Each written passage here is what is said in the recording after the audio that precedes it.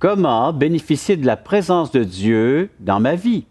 Voilà le thème que nous aborderons aujourd'hui à l'émission La parole vivante.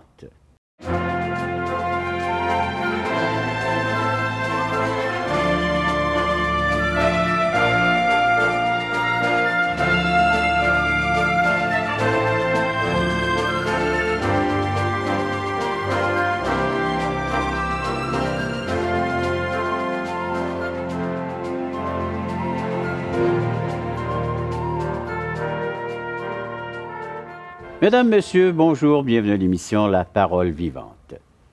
Actes chapitre 9, vous savez, Bible en main, c'est là qu'il faut l'ouvrir. Et on regarde ensemble ce qui se passe dans la vie d'un Saul de Tarse qui était sur le chemin de Damas pour arrêter, persécuter les chrétiens, mais le Seigneur l'arrête. Et c'est maintenant le Seigneur qui lui ordonne d'aller à Damas. Il a 3 jours, 3 nuits, ni manger, ni boire, et il attend. Et soudain, le Seigneur intervient dans la vie d'un autre personnage du nom d'Ananias. Bonjour, Jeff. Bonjour. Bonjour, Simon. Bonjour, Jean. Alors, il va se passer là aussi une relation très personnelle entre le Seigneur et cet autre disciple du nom d'Ananias. Le Seigneur va lui ordonner de faire quelque chose. Parfois, Dieu nous demande des choses qui ne nous tentent pas vraiment.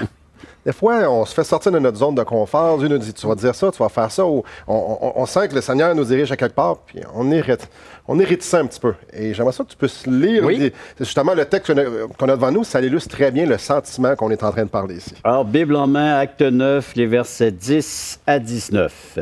Or, il y avait à Damas un disciple nommé Ananias. Le Seigneur lui dit dans une vision, « Ananias ». Il répondit, « Me voici, Seigneur ». Et le Seigneur lui dit, « Lève-toi, va dans la rue qu'on appelle la droite, et cherche dans la maison de Judas un nommé Saul de Tarse, car il prie. Et il a vu en vision un homme du nom d'Ananias qui entrait et qui lui imposait les mains, afin qu'il recouvre la vue. Ananias répondit, « Seigneur, j'ai appris de plusieurs personnes tous les maux que cet homme a fait à tes saints dans Jérusalem, et il a ici des pouvoirs de la part des principaux sacrificateurs pour lier tous ceux qui invoquent ton nom. » Mais le Seigneur lui dit, « Va, car cet homme est un instrument que j'ai choisi pour porter mon nom devant les nations, devant les rois et devant les fils d'Israël, et je lui montrerai tout ce qu'il doit souffrir pour mon nom. » Ananias sortit, et lorsqu'il fut arrivé dans la maison, il imposa les mains à Saul en disant, « Saul, mon frère, le Seigneur Jésus qui t'est apparu sur le chemin par lequel tu venais, m'a envoyé pour que tu recouvres la vue et que tu sois rempli du Saint-Esprit. » Au même instant, il tomba de ses yeux comme des écailles, il recouvra la vue, il se leva et fut baptisé, et après qu'il eut pris de la nourriture, eh bien, les forces lui revinrent. Saul resta quelques jours avec les disciples qui étaient à Damas. Intéressant, hein? Oui.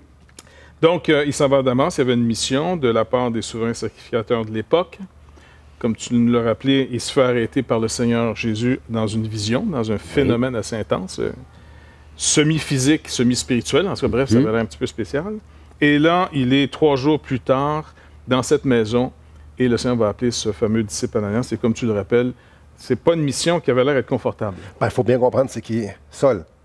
Ben oui, Saul, c'est lui qui a approuvé le meurtre d'Étienne, c'est lui qui faisait emprisonner les gens, c'est lui, tout le monde, tous les chrétiens, la communauté chrétienne c'était qui? Saul. C'était le champion des Juifs qui, lui, c'est lui qui gérait tout ça, de faire disparaître cette nouvelle doctrine-là qu'eux enseignaient. Donc, pour que Dieu demande à un chrétien d'aller voir Saul. Exactement. Puis il ne faut pas oublier, se remettant dans le contexte, le message que les Juifs qui avaient cru, parce qu'on est encore au niveau que c'est des Juifs qui ont cru, ces Juifs ici croient que Jésus, le crucifié, et selon la loi de Moïse, maudit est quiconque est pendu au bois, qui meurt pendu sur du bois, c'est le béni de Dieu. C'est le Messie. Et puis, le Seigneur leur est révélé à eux. Mais c'est une révélation. Pourtant, c'est écrit dans la Bible, c'est écrit dans l'Ancien Testament. Mais le problème, c'est que nos yeux peuvent rester fermés. Je vois, mais je vois rien. J'entends, mais je comprends rien. Un peu comme plus tard, on va voir finalement, on l'avait vu justement l'eunuque, là. Oui. Tu sais qui revenait, là? Il avait acheté lui, le rouleau du livre d'Ésaïe, et puis il est en train de le lire. Il lisait, mais il comprenait pas. Exactement. Fait qu'on peut, même nous, on peut lire souvent nos Bibles, puis le sens nous échappe. Et puis les apôtres avaient une déclaration intéressante qu'ils prenaient dans l'Ancien Testament. Jésus-Christ est la pierre qui, au fond, par rapport à ce que tout l'édifice va être fait en fonction de cette pierre. Si tu n'as pas cette pierre, ton édifice ne tiendra pas.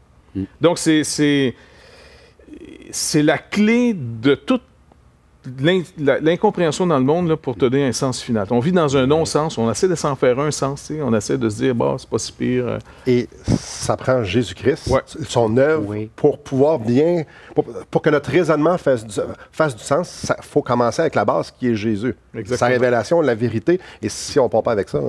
Puis il nous faut, au fond, si on regarde ici le contexte, il faut deux choses. Comme tu dis, il faut Jésus, qui est la clé, et il faut les textes qui sont le coffre. Voilà. Si tu n'as pas le texte de Jésus, ça ouvre rien. Il faut les deux. Ça prend la vérité. Oui. Il faut que tu aies absolument la Bible. Oui. Tu comprends? C'est pas j'ai Jésus dans mon cœur, c'est suffisant. Non, Jésus, c'est dire j'ai la clé. La clé de quoi? As-tu un coffre à ouvrir? Une porte à quelque part? La clé de la bonne nouvelle de l'Évangile, c'est la clé d'explication de ces textes. Exactement. Ça va nous expliquer pourquoi Dieu, par exemple, sur le Sinaï, donne 10 commandements. Pourquoi, ou dans le sens, comment je peux sortir vivant de cette vie? Parce qu'une vérité à peu près reconnue mondialement, ça finit mal pour tout le monde. On meurt tous. Si la tendance se maintient, tu as raison, on va mourir. Tous passer par là. Donc, finalement, qui va me donner l'explication, le sens, le but de ce que j'ai été conçu? Je vis une vie, je suis conscient. Puis le pire, c'est même différemment peut-être des animaux, nous, très tôt, on se réveille avec cette conscience qu'on va mourir. Oui. Écoute, moi, on a eu des animaux, tu sais, des animaux. Tu as un chien, toi, je pense? Oui. Je pense pas qu'il est en train d'écrire son testament en disant « Bon maître, tu sais, je dois mourir, fait que je te lègue le restant de ma boîte de Dr Ballard. » Tu comprends? Les animaux vivent pas avec cette conscience qu'ils vont mourir. Nous, par contre, très tôt, un enfant, très tôt, réalise un jour « Je vais mourir. » Je vais aller où après? Je vais être où? Je vais être quoi? Jésus est vraiment la réponse. Donc, comment bénéficier de la présence de Dieu dans ma vie? Un premier aspect, c'est de m'intéresser à ce livre. Il faut commencer à le lire et Dieu va nous parler. C'est pour ça qu'on l'appelle la parole de Dieu. Ouais. Et Dieu parle dans ce texte, à maintes et maintes reprises, à Saul, à Ananias, et Dieu vous parle présentement. Vous pouvez nous communiquer à l'instant même, nous faire part de ce qui se passe dans votre vie, dans votre cœur, un petit mot de témoignage. Comment? Bien, en composant le numéro de téléphone suivant, 877-l'Espoir, 1-877-537-7647, ou en écrivant espoir.ca-touchrétien.com. Après la pause, on poursuit l'analyse de ce texte. Actes chapitre 9, les versets 10 à 19. Mais Dieu, comme Père et Rédempteur par Jésus-Christ, seulement ceux qui sont nés de nouveau. Ça, c'est vraiment important. Oui, on partage toute la même nature humaine. Là-dessus, on est frères, d'un même Créateur. Mais il faut être racheté par Jésus-Christ, né de nouveau pour faire partie de la maison de Dieu. Et là, être appelé enfant de Dieu.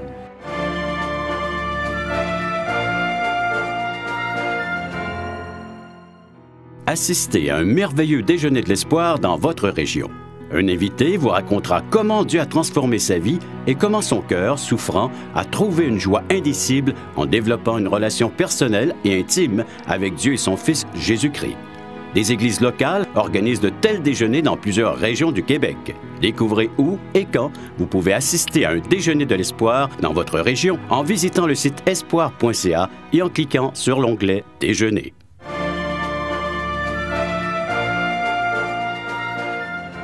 Alors, notre sol de terre, c'est dans une maison, la maison de Judas. C'est le chemin à la droite, je pense, une petite ruelle qui est là. Et puis, il attend depuis 3 jours, 3 nuits. Et le Seigneur va lui envoyer Ananias afin de lui confier un nouveau mandat maintenant, de nouvelles responsabilités. Parce que c'est même la phrase d'Ananias. Ouais. Ananias parle au Seigneur au verset 14 de Acte 9 en disant « Il a ici, donc parlant de Saul de Tarse, des pouvoirs de la part des principaux sacrificateurs pour lier tous ceux qui invoquent ton nom. Donc, on voit que Saul de Tarse, n'est pas en train de faire ça par lui-même, mais il reçoit une délégation des autorités officielles, lui donne le pouvoir de faire ces choses. Maintenant, il va recevoir une nouvelle mission par le roi des rois. Si les rois de la terre sont des fois hors mandat, parce que le mandat de toute autorité civile nos gouvernements, par exemple, c'est la raison pour laquelle il faut prier pour eux, c'est de faire la volonté de Dieu, de disposer finalement la population à être favorable à l'écoute et de recevoir l'Évangile en reconnaissant que le Père a fait Jésus-Christ Seigneur, où un jour toute bouche va confesser et tout genou va fléchir. Mais ici, dans un monde en pleine rébellion, le Seigneur néanmoins manifeste son royaume de Dieu par son peuple, qui est l'Église, et il va donner ici à ce Saul de Tarse une nouvelle mission. Et c'est pour ça que nous, les chrétiens, il faut comprendre que si on annonce l'Évangile, c'est pas sur la base qu'on est meilleur que les autres. C'est sur la base qu'on a connu cette grâce. Ça nous a été fait à nous d'abord. On nous a montré qu'on avait besoin d'être sauvés. Et deuxièmement, après, on entre dans ce mandat qui est donné à ce peuple de cette nouvelle alliance, qu'on appelle l'Église ici. Et le Seigneur nous commande d'aller jusqu'aux extrémités de la terre, d'annoncer la bonne nouvelle à tous. Donc, parce que c'est par la prédication de la parole que Dieu sauve les gens. Allez leur dire. Jésus n'a pas dit à Saul de Tarse quoi que ce soit en disant plutôt « Va dans la ville, puis tu vas écouter ce qu'on te dit. » Même chose, les messagers viennent et ils vont dire « Va faire chercher quelqu'un de l'Église pour qu'il t'annonce le message. » Donc, c'est vraiment une responsabilité que nous, l'Église, on a. En tant que croyants, on est responsable du milieu dans lequel on est, notre quartier. Nous avons tous été mandatés. Oui. De porter un message. Et je veux juste spécifier le message de Jésus-Christ, pas nécessairement le nôtre. Ben oui, c'est facile d'être conquérant, puis d'aller avec nos Bibles et de dire, regarde, je vais te gaver avec. Ou En fait, c'est de prendre le message de Jésus-Christ et de l'apporter comme Jésus l'a enseigné, de prendre dans la vérité, dans l'amour, dans la grâce, dans la miséricorde, dans la justice, l'autorité, tout ça. C'est facile de voir le mandat comme en tant que conquérant, mais le Seigneur fait juste nous dire de parler. Et les résultats, c'est lui qui les donne. Et comme on parlait entre les deux segments, ben nous, on est ici pour faire ça, pour parler. Les gens à la maison, ils prennent leurs décisions. Nous, on présente la vérité, on présente Jésus-Christ, son amour, sa justice, qui il est, notre état en même temps, notre besoin de lui. Et les gens doivent répondre à ça. Notre responsabilité, c'est d'annoncer par toute la terre le message de Jésus-Christ. Et non pas de conquérir et comme je dis, de gaver. Et c'est pas à force d'arguments que les gens sont convaincus. C'est l'Esprit de Dieu qui convainc. Exactement. C'est même pas nous à force d'arguments ou de paroles. Alors nous, on est mandatés pour diffuser, pour proclamer cette bonne nouvelle. Donc, tout un changement de mandat et lui devait aller conquérir, devait aller anéantir Saul avant. Et le nouveau mandat, c'est juste de prêcher. Je dis juste. C'est quand même pas pire. C'est quand même... Là, Ananias, justement, va aller dans l'esprit que tu dis, dans cette maison, et il va dire, il arrive dans la maison, il impose les mains à Saul, et il lui dit, « Saul, mon frère. » Donc là, il lui assure qu'au fond, ce qu'il a cru, ça l'a sauvé. Donc maintenant, tu es mon frère. On fait partie on est des enfants adoptés par Dieu, par Jésus-Christ. Si les gens veulent voir, par exemple, tout le genre humain comme enfant de Dieu, il faudrait peut-être là-dessus mettre une bémol en disant, oui, c'est par création. On a toute une association commune. Non, pas par filiation. On a Dieu comme créateur. Dieu est notre créateur. C'est ça, Dieu est notre créateur. Mais Dieu comme Père et Rédempteur par Jésus-Christ, seulement ceux qui sont nés de nouveau. Ça, c'est vraiment important. Oui, on partage toute la même nature humaine. Là-dessus, on est frères d'un même créateur. Mais il faut être racheté par Jésus-Christ, né de nouveau pour faire partie de la maison de Dieu. Et là, être appelé enfant de Dieu. Et pour ça, le Saul, il dit, « Mon frère, le Seigneur Jésus qui t'est apparu sur le chemin par lequel tu venais, m'a envoyé pour que tu recouvres la vue. » Fait que là, il y a un phénomène qui va se passer. Les écailles ont tombé de ses yeux. Et que tu sois rempli du Saint-Esprit. Encore une fois, on vient à ce fameux Saint-Esprit. Le Saint-Esprit est vraiment l'Esprit de Dieu qui habite au milieu de nous et en chacun de nous. Dans l'Église, je parle. Si on n'est pas né de nouveau, on n'a pas l'Esprit de Dieu. Ça, c'est Paul qui va le dire lui-même dans l'Épître aux Romains, au chapitre 8. Ça vient à la conversion. Exactement. Donc, le Saint-Esprit, ça fait partie de cette fameuse nouvelle alliance qui est non seulement nouvelle, mais éternelle. Il n'y en aura pas d'autre après. C'est la dernière des alliances que Dieu a faites. Il est scellé par le Saint-Esprit. Exactement. Donc, il devient celui qui coordonne l'Église, qui inspire le croyant, qui l'enseigne et qui l'enseigne par les uns et les autres, parce que c'est le corps de Christ. Il donne des ministères, il mandate justement des gens, il les rend capables. Et au même instant, il dit, il tomba de ses yeux comme des écailles. Oui. Je ne sais pas qu'est-ce que c'était. Ça a frappé fort. Et il recouvra la vue, il se leva et fut baptisé. Ça va être intéressant. Ah oui, prochaine étape. Hein? Le Pour baptême l'instant, oui. de Paul. Ouais. Oui, on va assister à ça. Mais après cette pause, après que vous avoir invité à nous écrire, êtes-vous un chrétien engagé, un chrétien mandaté? Est-ce que vous vivez vraiment... La question d'aujourd'hui, c'est comment bénéficier de la présence de Dieu dans ma vie? L'écoute, donc la parole de Dieu, et ensuite exécuter ce qu'il nous demande, d'être animé, d'être rempli, habité par son Esprit Saint qui fait de nous cet enfant de Dieu qui répond à l'invitation et qui maintenant est mandaté parce que le Saint-Esprit nous équipe à être des témoins efficaces. Donc après la pause, la prochaine étape pour bénéficier de la présence de Dieu dans ma vie. Gardez le baptême surtout pour ceux qui font une confession éclairée, volontaire, éclairée, qu'on voit qui est arrivé. Et Paul, ici, va à son tour, lui aussi, se faire baptiser. Mais maintenant, qu'est-ce que ça veut dire, se faire baptiser? C'est surtout ça qui est important, la forme.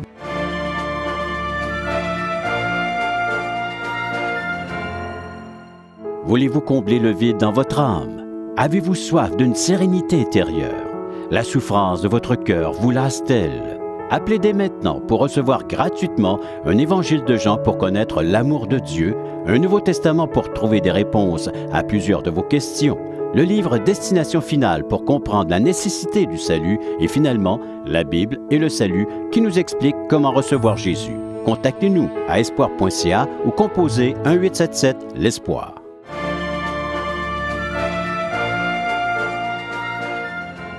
Actes chapitre 9, versets 9 à 19.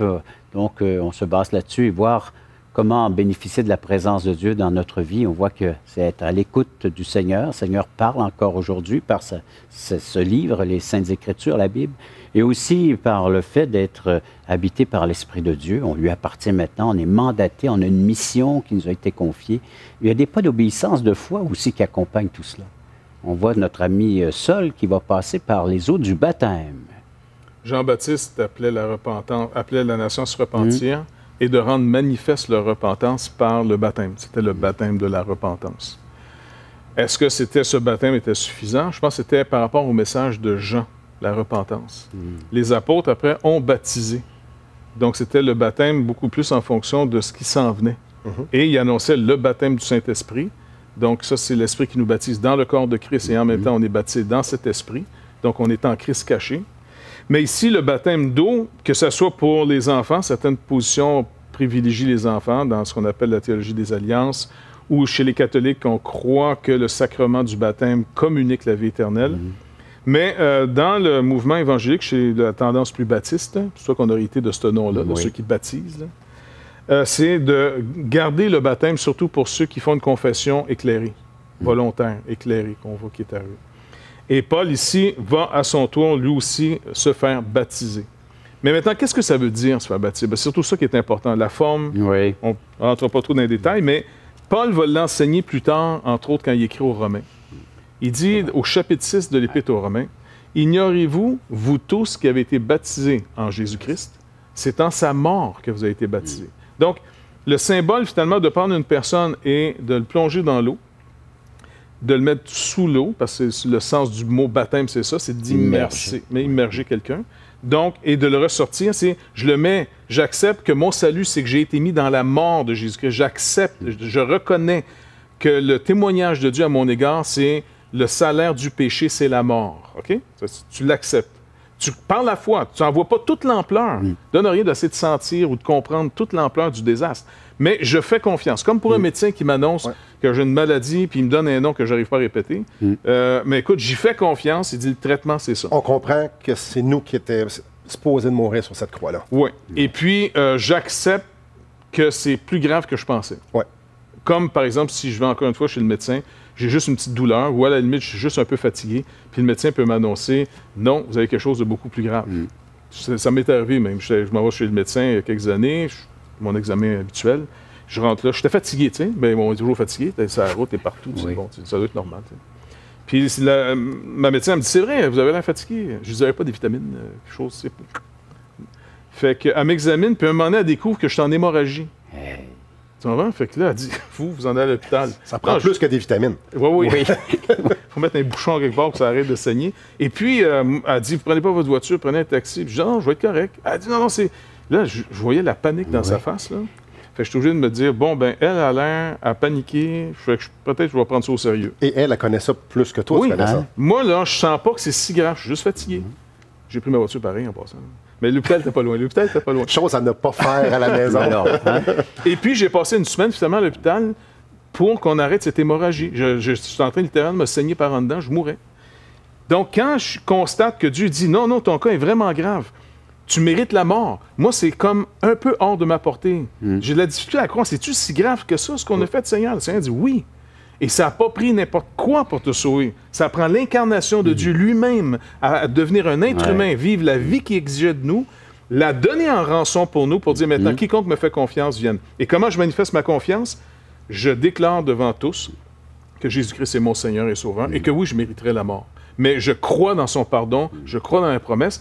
Alors, pour le rendre manifeste devant Dieu, devant les anges, devant le monde entier, tu passes dans l'eau et tu sors comme témoignage en disant, je crois, je suis mis dans sa mort. Ma condamnation, elle est passée. Quand Christ est mort, ma condamnation a passé. On me sort de l'eau, sinon je vais vraiment rencontrer le Seigneur. Donc, on me sort de l'eau. Et puis là, c'est pour dire, maintenant, tu es en nouveauté de vie. Une réconciliation s'est faite avec Dieu. Dieu, maintenant, rétablit la relation avec moi par Jésus-Christ et il nous devient favorable. On est adoptés dans la maison de Dieu. Et c'est ce que Saul de Tarse va faire avec, en même temps, une nouvelle mission où il va consacrer entièrement sa vie à annoncer cette bonne nouvelle au monde entier. Même si ça lui coûte la prison, la famine, il perd tout, il va faire même décapiter à la fin, mais il croit. Il se sent endetté, pas envers Dieu comme pour rembourser quelque chose, il se sent endetté même envers le genre humain en général. Surtout peut-être parce qu'il a été dur envers l'Église avant. T'sais. Pour l'avoir persécuté. Ouais. Il veut donner ce que lui a reçu. C'est tellement grand. Quand il a compris c'est tellement grand, bon, on va le voir dans la prochaine émission dans le texte, c'est tellement grand qu'il faut absolument qu'il le partage.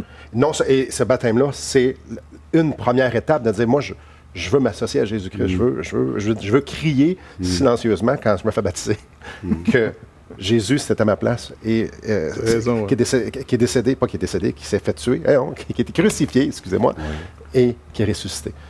C'était quand même pas mal en ligne. C'était pas facile à dire. Tous les termes qu'il désignait là. À peu près la même chose. Oui. On va inviter les gens à nous écrire puis à correspondre avec nous. Vous voyez que la vie chrétienne, c'est une vie qui engage tout l'être entier. Hein? Et c'est ce que le Seigneur vous offre à chacun d'entre vous. Vous aimeriez peut-être vous documenter, en apprendre un peu plus sur les enseignements qui sortent dans le cadre de ces émissions. On a un livre, Destination finale, de Marc Cahill, qui va vous expliquer à partir de la création, à partir de la loi, les 10 commandements. Tout cela est en train de nous emmener, nous conduire. Cette lecture vous conduira vers celui qui se révèle dans les Saintes Écritures, celui qui est la clé, la compréhension, Jésus-Christ lui-même. Alors, vous pouvez nous en faire la demande. Comment? Appelez. Composez le 1-877-l'Espoir, 1-877-537-7647, ou visitez notre site espoir.ca et toutchrétien.com. 2 sites, vous pouvez écrire et faire la demande de cette littérature tout à fait gratuite. Après la pause, on va regarder, une vie qui est bien remplie, bien animée de l'Esprit Saint, un pas d'obéissance, le baptême d'eau par immersion, tout cela. Mais comment vous allez pouvoir vous procurer ou investir ou profiter de ce que Dieu vous offre à l'instant même, de bénéficier de sa présence dans votre vie. Crois au Seigneur Jésus, tu seras sauvé. Alors. Donc, c'est autant pour nous d'annoncer le message, si on est croyant, que ceux qui entendent le message, croyez-le, le Seigneur lui-même va confirmer finalement que ce qu'on vous dit, c'est vrai. On n'aurait même pas nous à le prouver.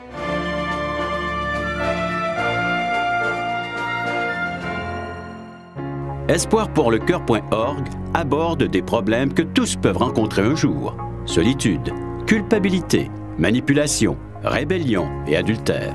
Chaque problème est clairement défini avec ses symptômes et ses caractéristiques. Des pistes de solutions sont données. Le but du site espoirpourlecoeur.org est d'encourager les chrétiens à s'entraider. Pour participer à l'une de nos conférences, consultez notre site espoirpourlecoeur.org.